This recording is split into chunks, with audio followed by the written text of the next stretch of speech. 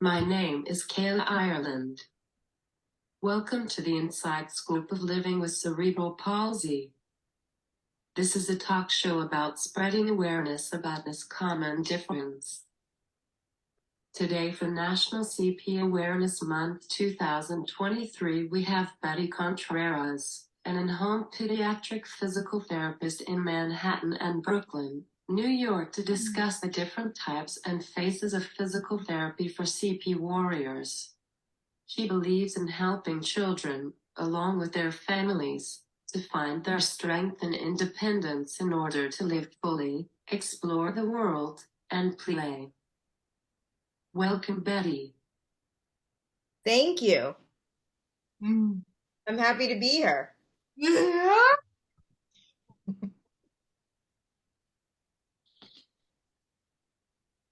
What sparked your interest in physical therapy? Um, well, I grew up in I was born here in the United States, but I actually grew up in the Dominican Republic. I went to high school there, and a friend had an accident, motorcycle accident, and I would go visit him in the hospital, and the doctor was showing me some exercises to do, and he said, you should consider going to physical therapy school back in the United States when you go back. And that's what I did. I finished high school and I came back to the States. Mm. Yeah, right Mm. away. That's something I didn't know about you. Yeah. I just at the time there were no physical therapy schools in the Dominican Republic. I think there are now, but at the time there weren't. So I was super excited and I knew immediately that that's what I wanted to do. I didn't know I was going to do peds, work with the pediatric population, but I knew that I wanted to be a physical therapist. Amazing. Tell us what type of training is entailed in the degree of physical therapy. Well, um, when I went to PT school, uh, you had to take prerequisites, science and physics and a lot of sciences, and then you'd apply to the school. But now they're entry level schools where you can go in straight from high school. But it's fairly competitive, and I mean, it was definitely competitive when I went to school, and I think it still is. Mm. Yeah, it can take anywhere between 2 to 3 years to finish a program. My program was a master's, so it took me 2 years after my bachelor's to get it.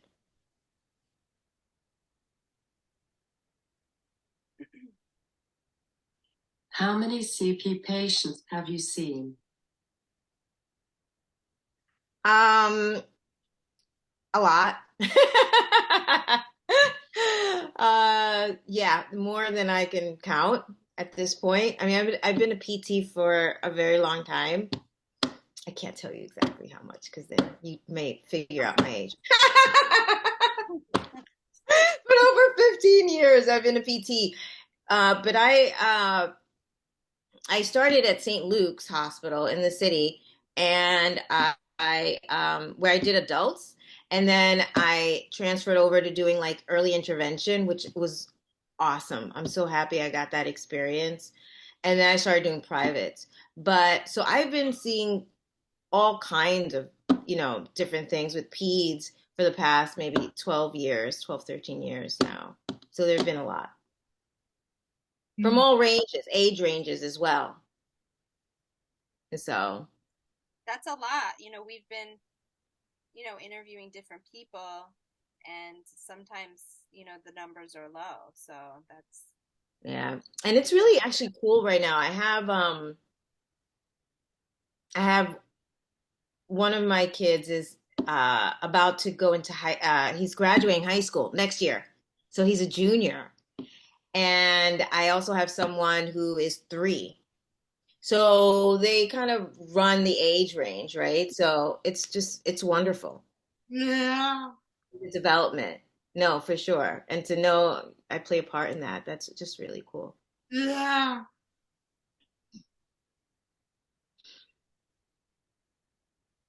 How much classroom time did you get in school about CP?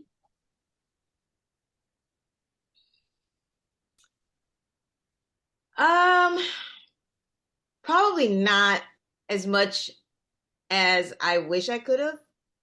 Um, in PT school, they broke down the different kind of specialties, the peds, and peds just took actually a few weeks. And during those few weeks, maybe a few days was spent on CP. So it wasn't really that much. Mm. Yeah.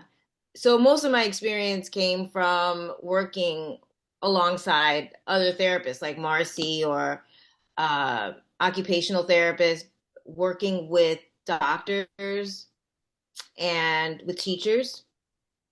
So that's really where I got a lot of my experience, a lot of my information.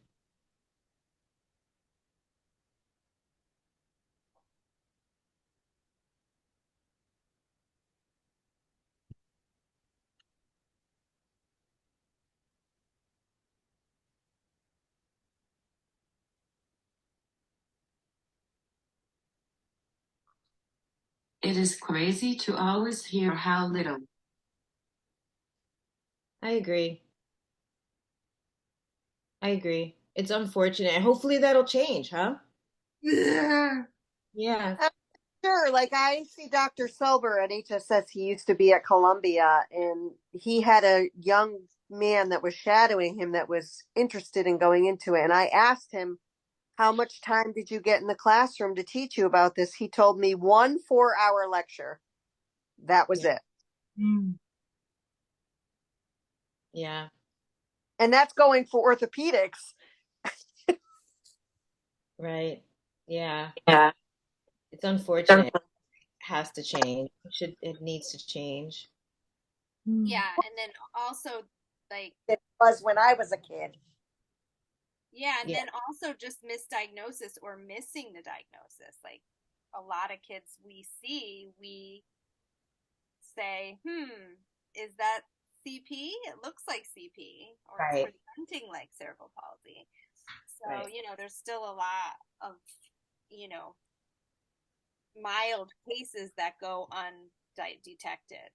Right. I And quick to say they're just lazy. They're just behind. They're just lazy. They're just behind. Low tone, hypotonia.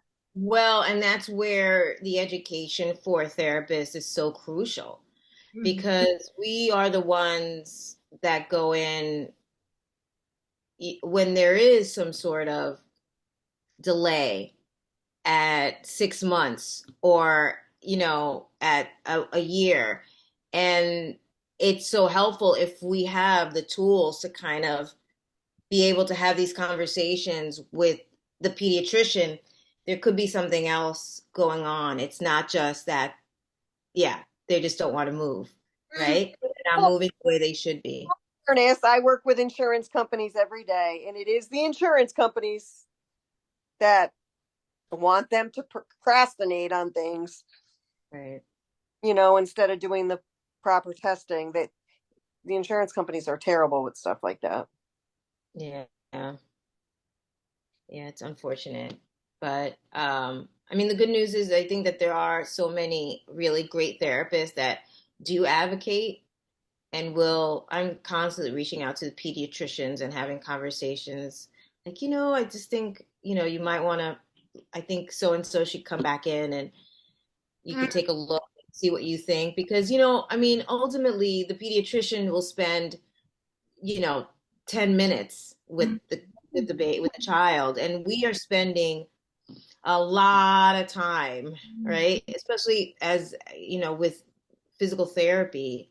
I find that, and Marcy, I don't know what Marcy thinks, but I find a lot of times I'm one of the first people that's called in because that's one of the first things you notice is movement, right? That they're not lifting their head or they're not rolling. And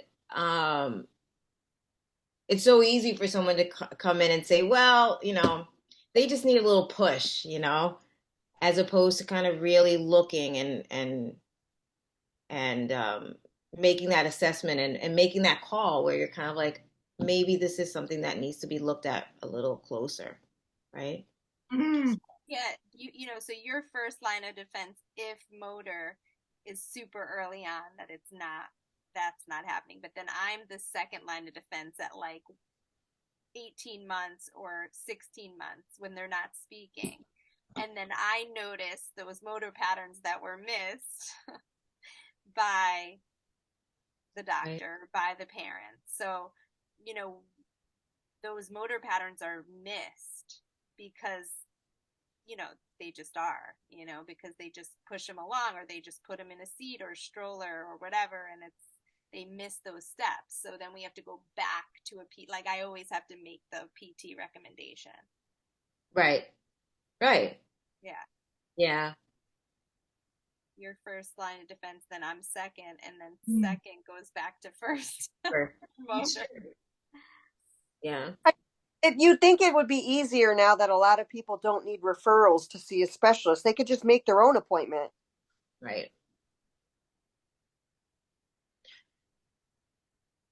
Well, I think it's a lot of it has to do with like education and like understanding.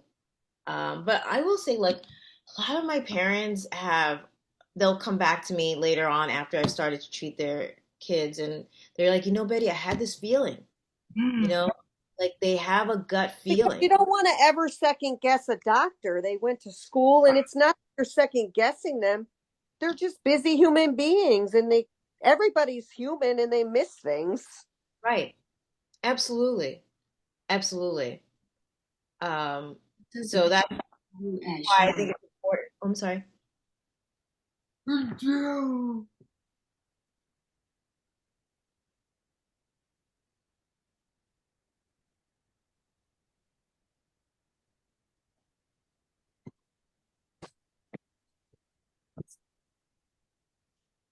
finish? Oh, no, I was saying that's why it's so important. As a, for me, as a physical therapist, I deal with so many babies right now that when you go in, it's not just about, there's, and I'm sure we'll talk about this as well, like the quality of the movement. And it's just important that as a physical therapist, as a therapist, that we advocate for our kids, for everyone. Like we have to advocate, and I think it's so important to like have communication not only with other therapists but with the doctors, because again, like we're the ones that are there seeing, and like we can make really good assessments. If you're treating someone for a month and they're still not necessarily maybe reaching the goals that you expect them to reach, then that's something that should be discussed with the pediatrician, right? What does a PT evaluation entail? A lot. And it also depends on the age, but what we look at is functional movements and functional movements from an age appropriate place, right? And range of motion, how the range of motion is, how much they can lift their arm if we feel any spasticity, um, strength, but most importantly is function and how they move. You can tell a lot by how individuals move, babies move, people move. And so, yeah, that's the assessment for the most part. I mean, we use different tools, but a lot of it does have to do with like a clinical assessment, just like your own um, clinical observation on how the child's moving, how the person is moving. I understand that you are in the home, which is awesome because you see clients in their environment. Do you mainly focus on those dreaded exercises, or are you also about the adaptations, equipment, and real life tasks? Mm. Yeah, I want to know what the dreaded exercises are. Come on. Well, Tell I can say because PT has been my life, my whole life. So No. for over 40 years. And I just recently, back on Halloween, I had a CP related surgery that I had some delayed healing issues, and I really, really struggled worse than I ever did. And Sorry. PT is not like it used to be. They're treating 6 to 8 people at the same time. You don't get that one-on-one for an hour anymore. And I said to Dr. Selber, I said, I could do all this at my house and not pay them.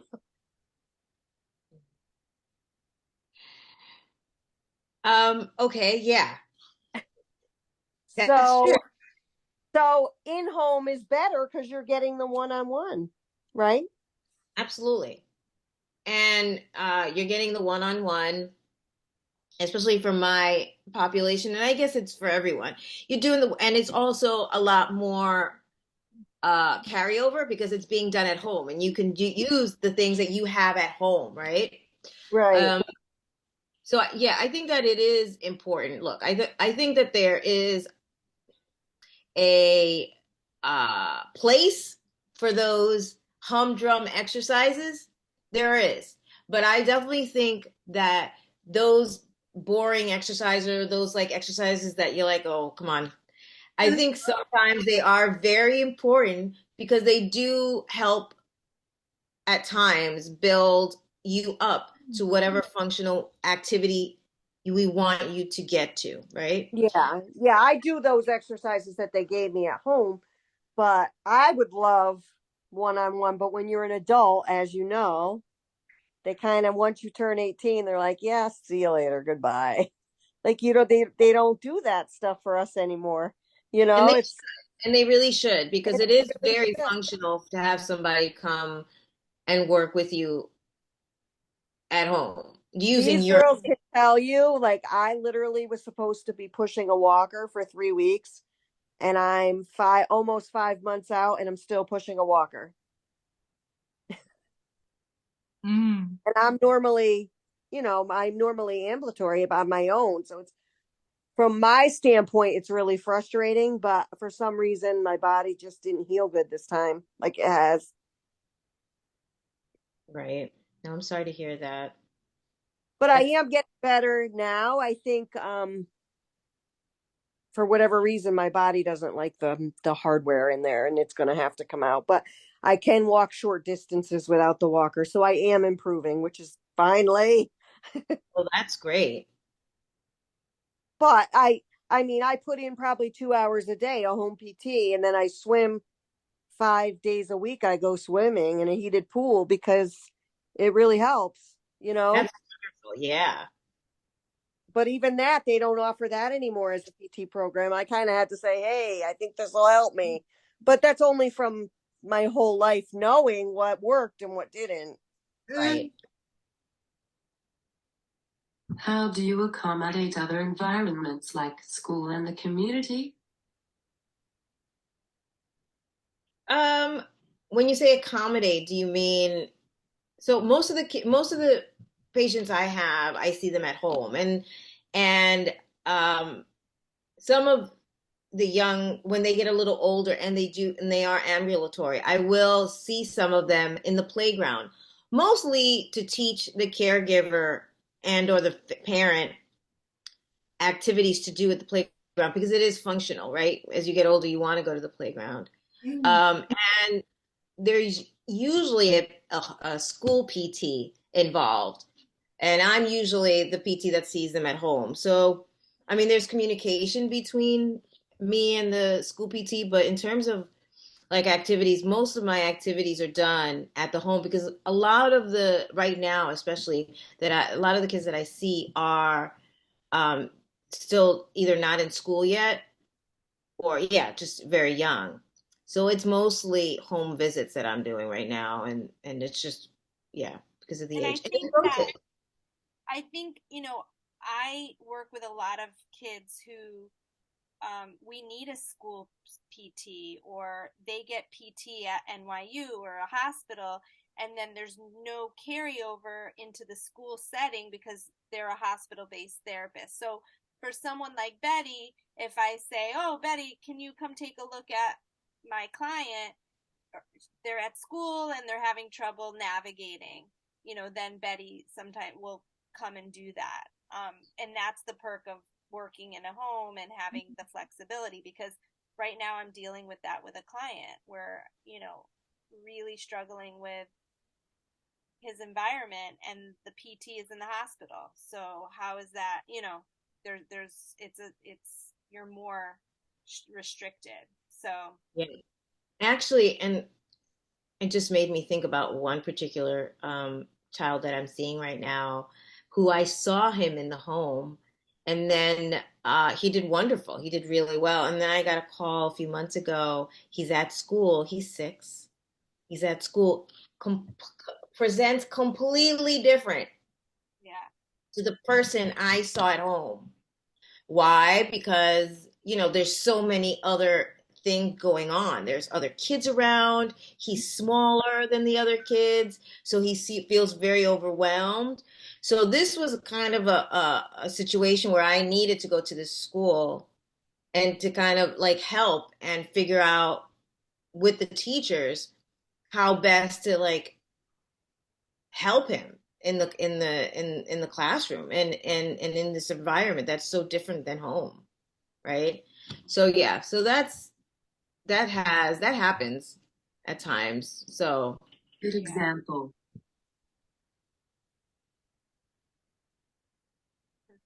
Good example.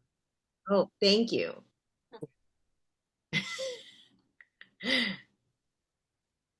How does PT and not overlap and collaborate? With OT? Yeah. Okay. Yeah, we work hand in hand, literally. OT, especially under the age of a year, we're very similar because a lot of the activities that we're doing is geared towards strengthening the whole body, weight bearing in the arms, crawling, pulling up, using their hands, using their lower extremity, but using their core. But I think as they get older, and especially once you're an adult, it does. I kind of think change a little bit. They're more into fine motor activities, writing, but there's still that overlap because you can't write unless your core is stabilizing you. So there is overlap, and I think it's so important to keep open communication when there is an OT involved in whatever person I'm seeing, any patient I'm seeing, or be able to make that recommendation. Like this is not my thing. I need to get an OT involved with this person so that they can kind of address these challenges that they're having. So what's the difference between OT and PT? So OT works on fine motor with the hand. So they work on, like, let's say drawing, writing. They're also more into the sensory aspect of things.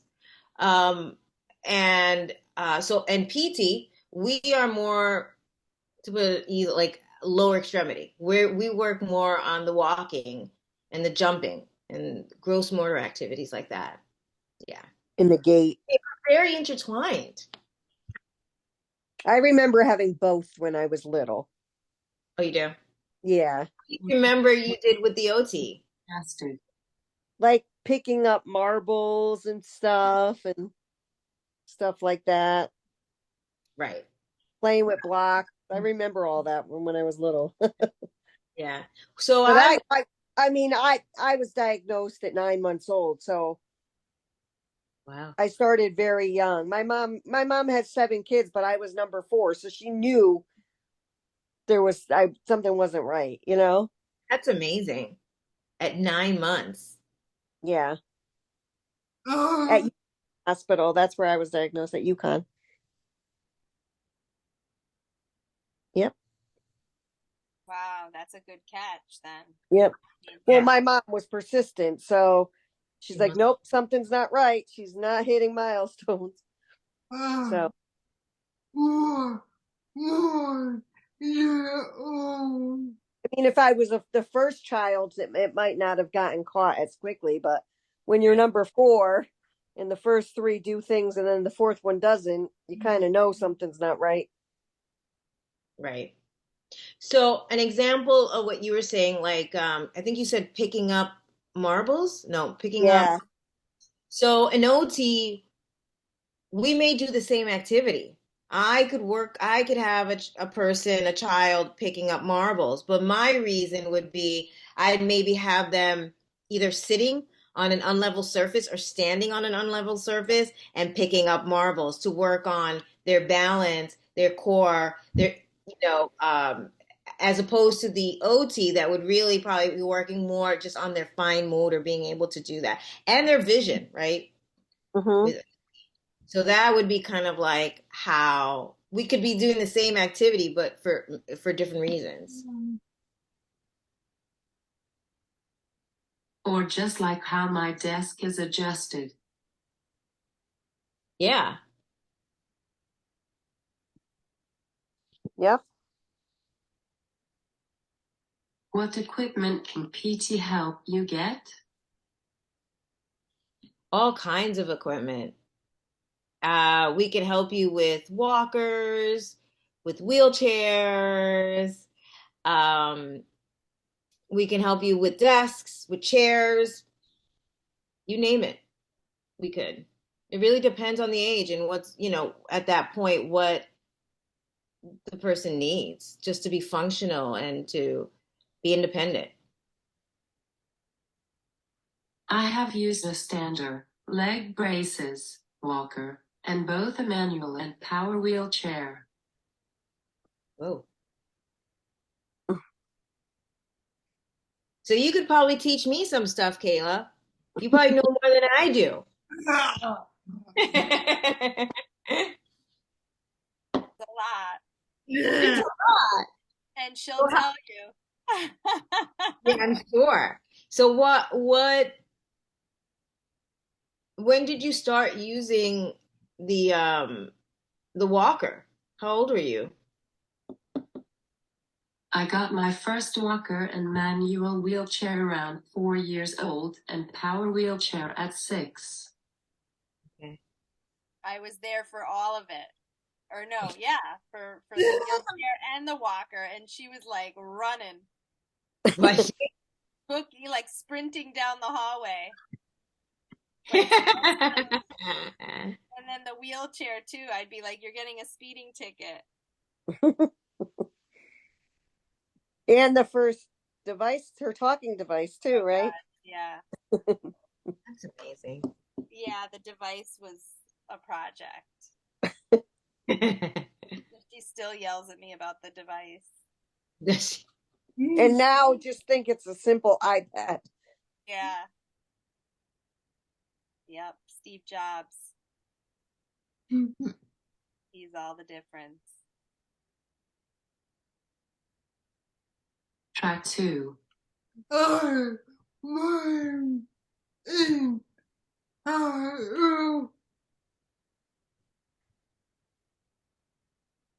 she had. Yeah, the device was not fun. It kept breaking on her. Like she'd try to communicate, it would freeze. Very frustrating. And she was little and she could run that thing. Right. How quick little kids pick up on that. It really is. Sorry. Track high school.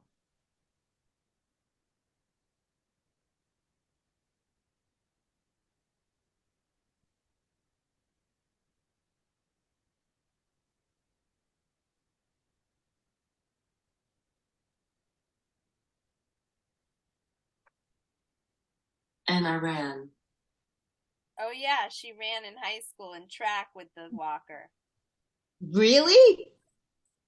Oh my Yeah. gosh, that's awesome. Yeah, it's really awesome. She was even in the paper for Really? track. Wow. So are you still running track or what? No. Tired. Yeah. That's really cool. Yeah. Yeah, How she do was you assess what medical equipment would be best for us? It depends on the age and it depends on the where the person's functioning. So ultimately, our goal is always to make people as independent as possible, and whatever that means, right?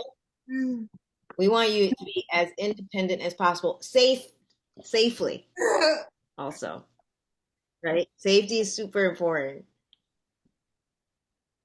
So, I mean, ultimately, using the walker, the type of walker that we use, whether it's like, posterior walker, rolling walker, uh, it just depends on like what we're trying to achieve, and also, what the person wants too, right? It's a group decision. It's always a group decision. I think that technically I have a gait trainer, but we have always called it a walker. It straps me in. Can you please explain the difference between a gait trainer and walker? That's exactly the difference. So a walker wouldn't have any type of straps, and a walker, you have to be able to weight bear fully, independently with the walker. Now the gait trainer, you can put partial weight, and you can have straps on it. You can even have a seat on it, and it'll help you a little bit more than a walker would. So that's the difference between the two. So it sounds like you have a gait trainer. But that word is used, like you said, like people will say the gay trainer is a walker. Yeah.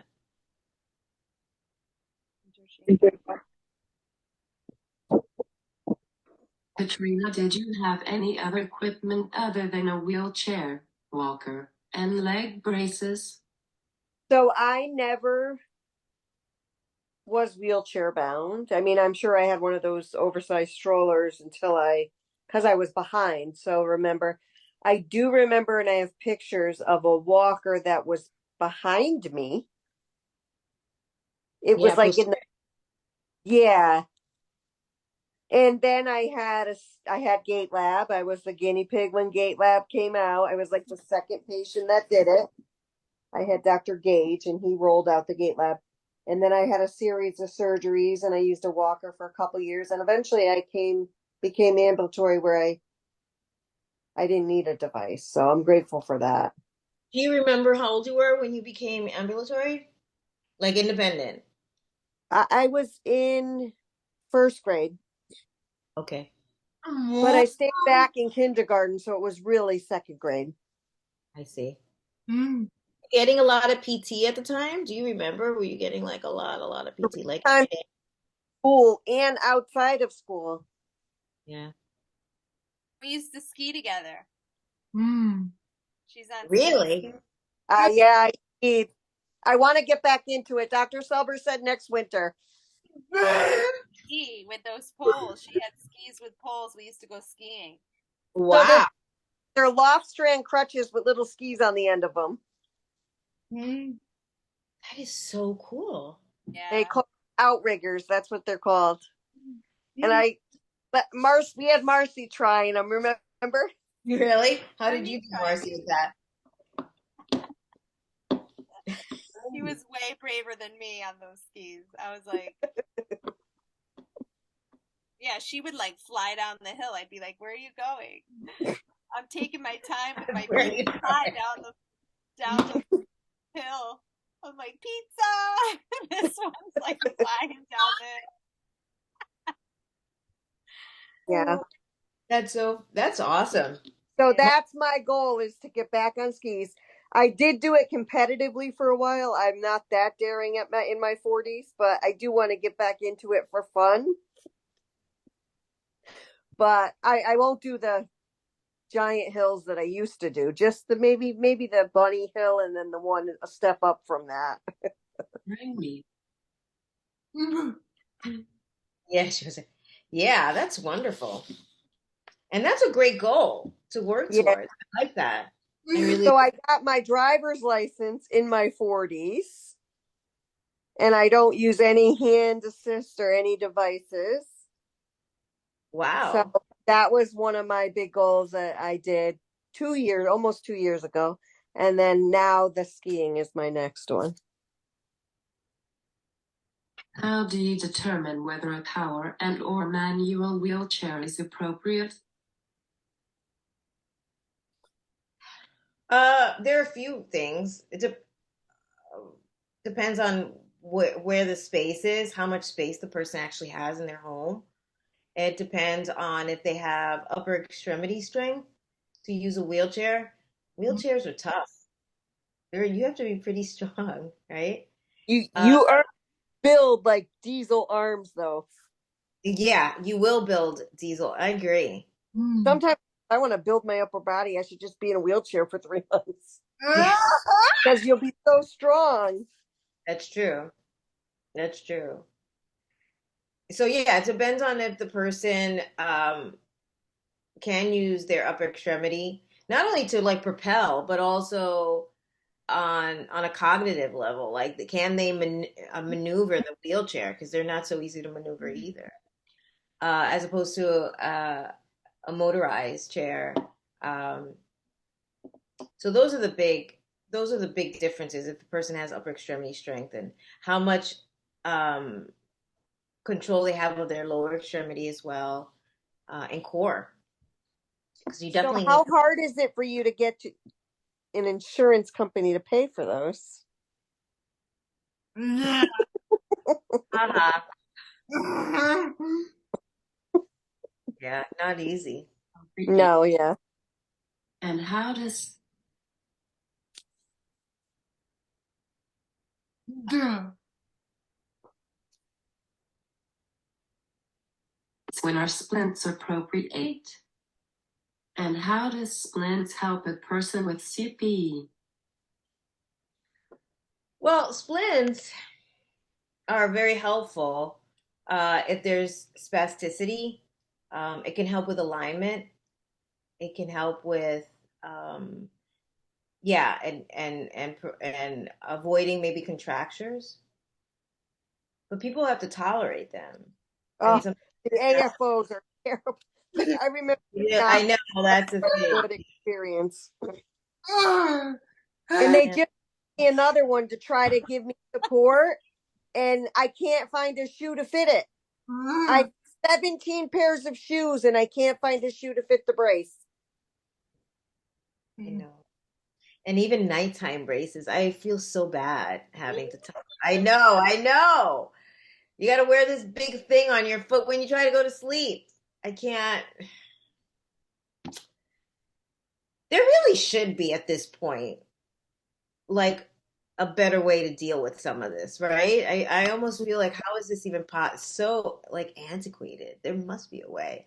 So I had to sleep with that removable cast after they took the regular cast off for 2 weeks, and it was worse than sleeping with the regular cast because it Wow. was so heavy to try to move. So I just laid in one spot. Ugh.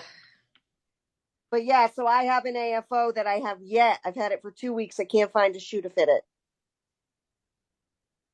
I don't know if they make shoes narrow now or what, but I cannot find a shoe to fit it so I can utilize it. Especially with advancements. Right. Right. So I'm like, this was a great $500 piece of item that's going to collect dust.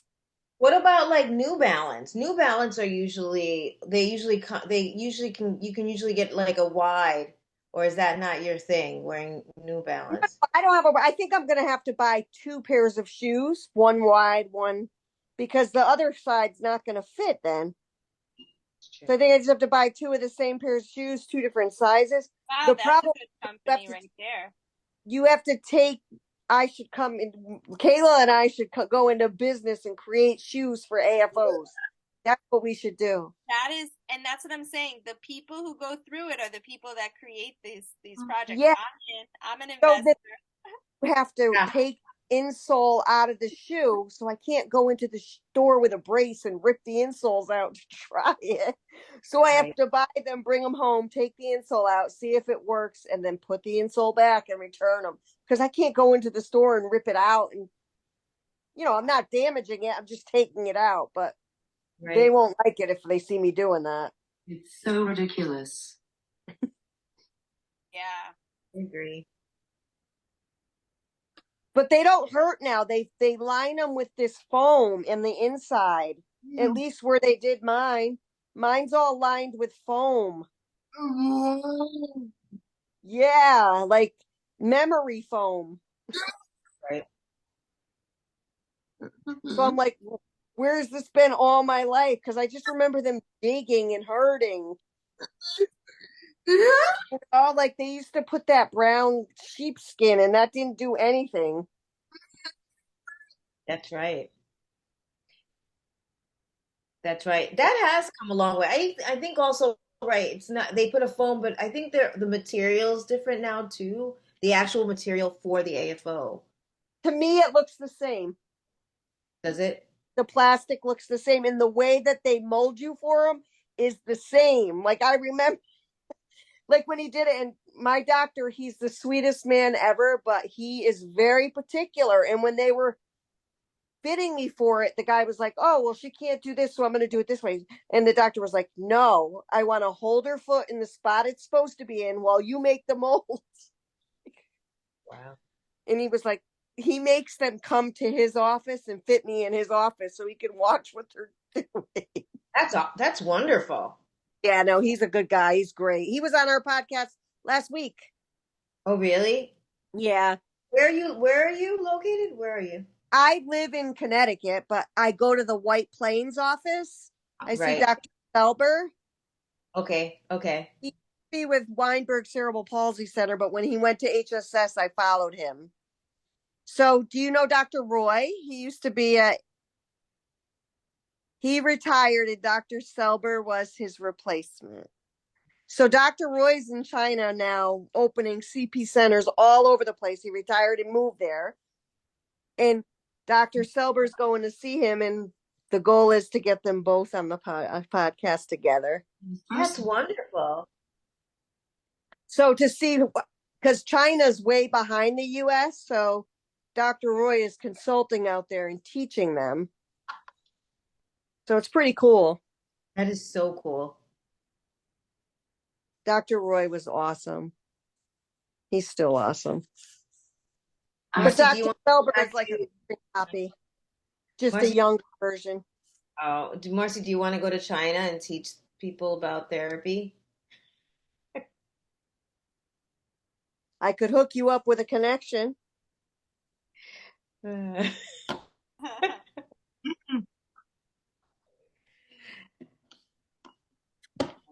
When orthotics appropriate? And does orthotics benefit people with CP? Do they benefit people with CP? Yeah, absolutely. I mean, it depends on the situation, but sure. Look, I have mixed feelings about orthotics, AFOs. I do.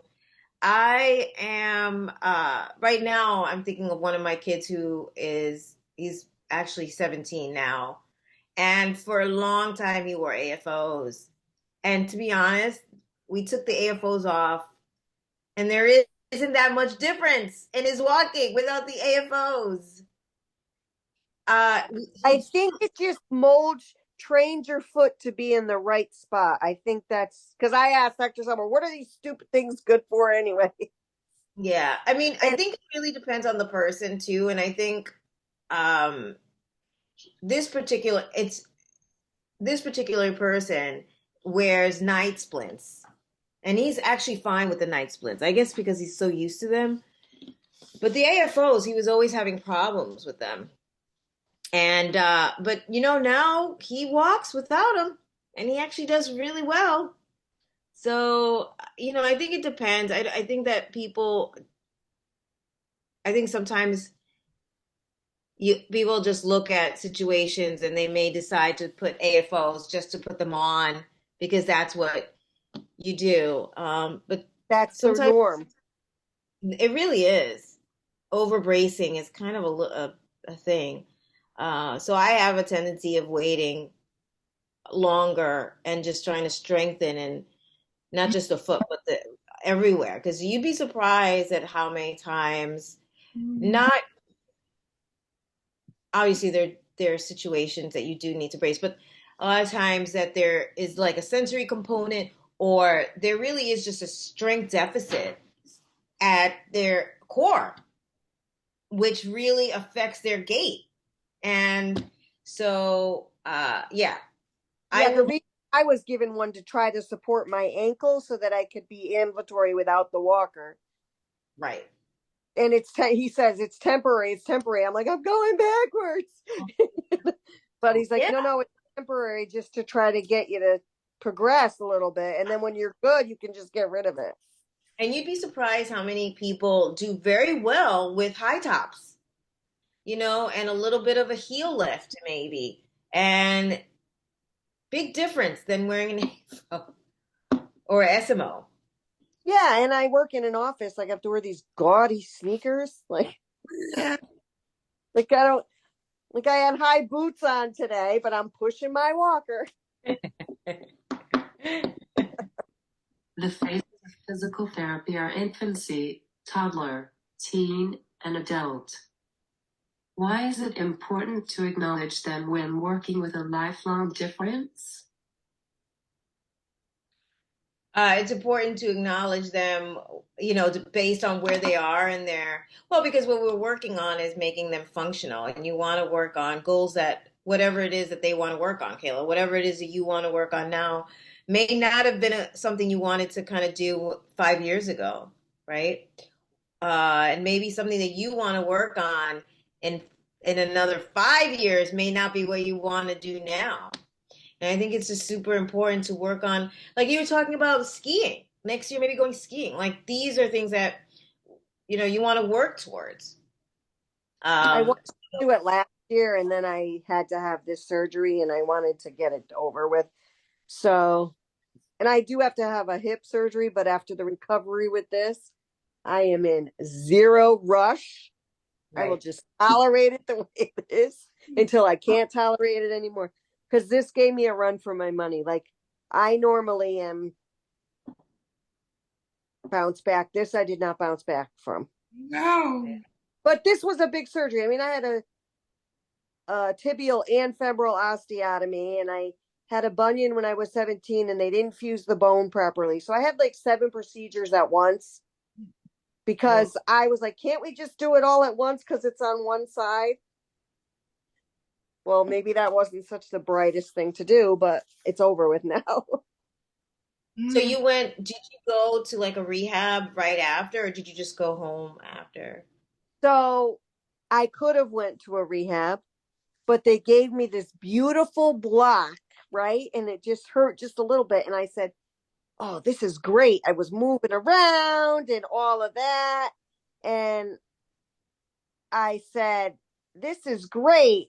I can go home. I can deal with this. Well, the day after I got home, after 3 days in the hospital, the block wore off.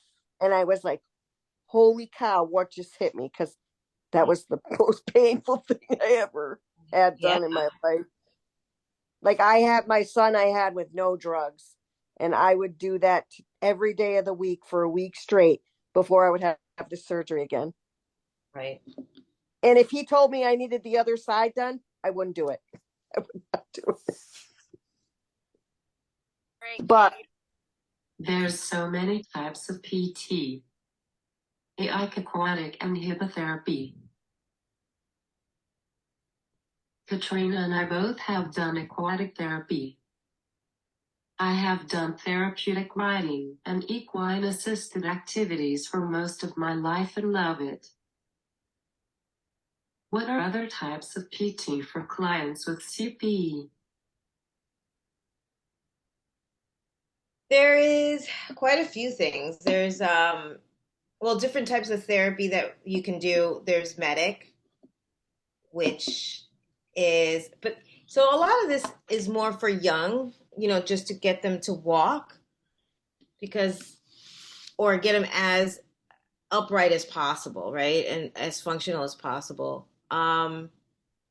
There are other activities that you can do, but I mean, they're at the end, I think they're all kind of just based on this mobility and getting people to be as mobile as possible, right? And I think as you get older, and that's where I think this whole functional thing happens, where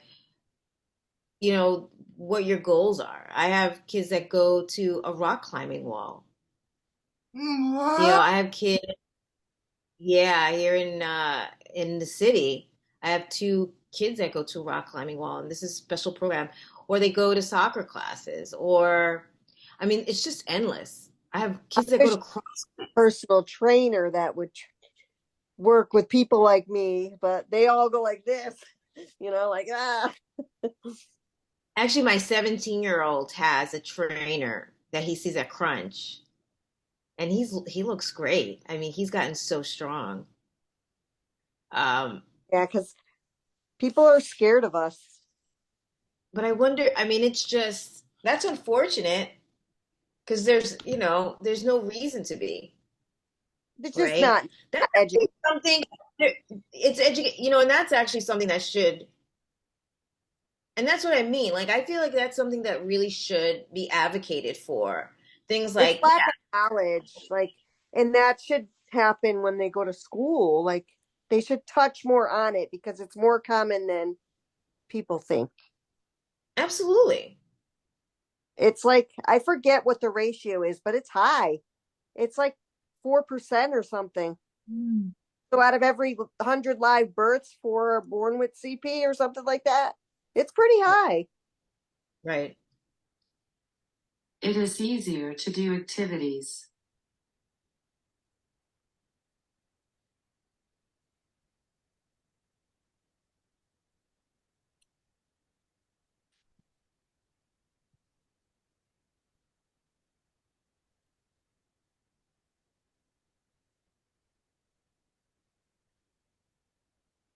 It is easier to do activity-based. Mm. Oh, you mean like horseback riding, targeting those? Yeah. Okay, Kay, so we're gonna start to wrap it up. Do you have any other questions? It was great to have you on. Yeah, it was wonderful to be here with you guys. I loved it. Thank you so much. Welcome. It was nice meeting you, and I learned a lot. Every podcast, you think I lived with it my whole life, that I would know it all, but I've learned so much just in the last year that we've been doing this, because you see all different perspectives of every aspect. Like, Kayla and I actually have the same type of CP, but we're very different. You know, Please refer your clients and colleagues to the Inside Scoop of Living with Cerebral Palsy. Everyone, don't forget to like, follow, subscribe, and share on Facebook, Instagram, and YouTube.